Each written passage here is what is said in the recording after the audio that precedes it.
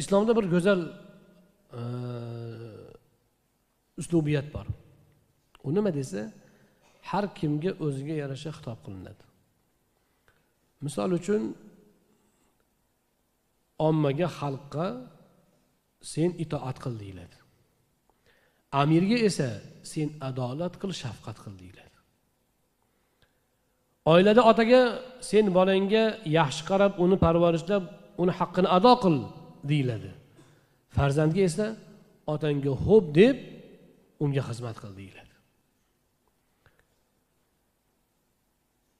Erga aytiladiki, sen shafqatli bo'l,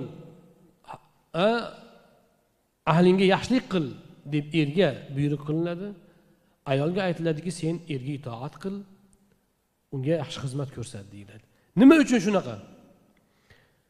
Jamiyat mana shu bilan mustahkam bo'ladi.